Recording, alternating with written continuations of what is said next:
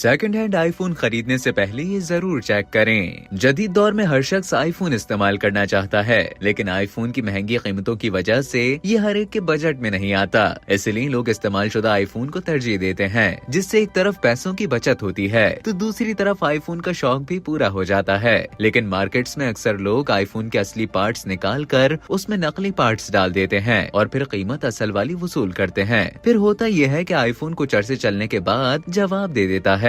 लिहाजा ये जानना जरूरी है कि आपको ये कैसे मालूम होगा कि आपका खरीदा जाने वाला इस्तेमाल शुदा आईफोन असली है या नकली। तो आइए बात करते हैं कि सेकंड हैंड आईफोन खरीदने से पहले कौन सी मालूमात आपको किसी बड़े धोखे से बचा सकती हैं। इस्तेमाल शुदा फोन के पुर्जों के असली या नकली होने की पहचान। टेक्नोलॉजी वेबसाइट के मुताबिक आईफोन को इस तरह से डिजाइन किया गया है कि अगर कोई शख्स आईफोन की असली बैटरी को नई बैटरी से तब्दील कर दे तो बआसानी पहचान की जा सकती है। मरहला 1, सेटिंग में जाएं और जनरल ऑप्शन पर टैप करें।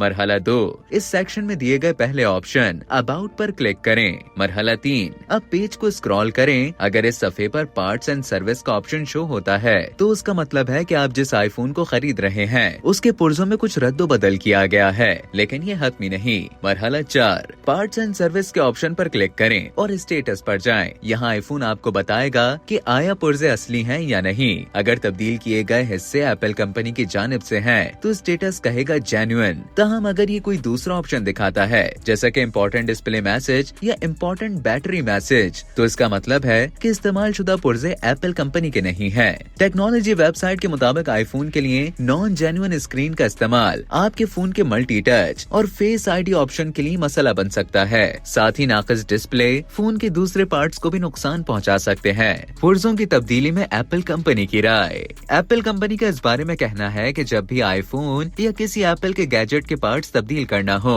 तो सिर्फ मंजूर शुदा सर्विस सेंटर से ही रुजू किया जाए ताकि वो असली पार्ट्स का इस्तेमाल करें।